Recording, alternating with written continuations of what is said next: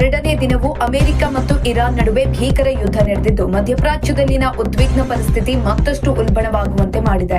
ಉಭಯ ದೇಶಗಳ ನಡುವಿನ ದಾಳಿಯ ತೀವ್ರತೆಯು ಶಾಂತಿ ಸ್ಥಾಪನೆಗಾಗಿ ನಡೆಯುತ್ತಿರುವ ಸಂಧಾನ ಮಾತುಕತೆಯನ್ನೇ ವಿಫಲಗೊಳಿಸುವ ಆತಂಕವನ್ನ ಹುಟ್ಟುಹಾಕಿದೆ.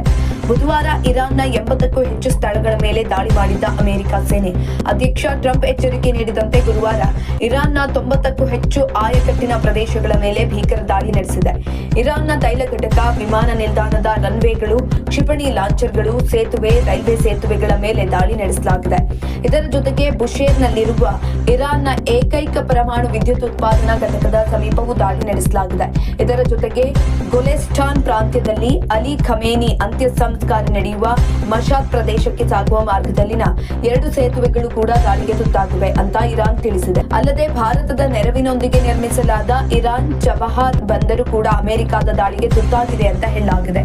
ಈ ನಡುವೆ ಹಾರ್ಮುಜ್ ಜಲಸಂಧಿಯಲ್ಲಿ ಹಡಗುಗಳ ಮುಕ್ತ ಸಂಚಾರಕ್ಕೆ ಅಡ್ಡಿ ಮಾಡುವ ಇರಾನ್ನ ಶಕ್ತಿಯನ್ನ ಕುಂದಿಸುವ ಸಲುವಾಗಿ ಈ ದಾಳಿಯನ್ನ ನಡೆಸಲಾಗಿದೆ ಅಂತ ಅಮೆರಿಕ ತಿಳಿಸಿದೆ.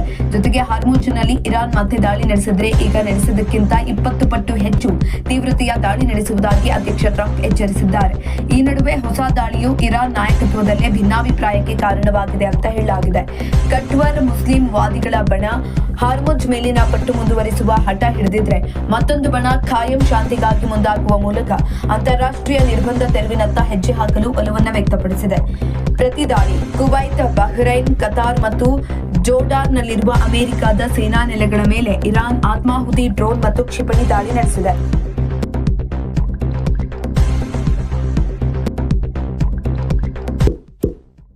ಇಂತಹ ಇನ್ನಷ್ಟು ವಿಡಿಯೋಗಳಿಗಾಗಿ ಲೈಕ್ ಮಾಡಿ, ಫಾಲೋ ಮಾಡಿ, ಶೇರ್ ಮಾಡಿ.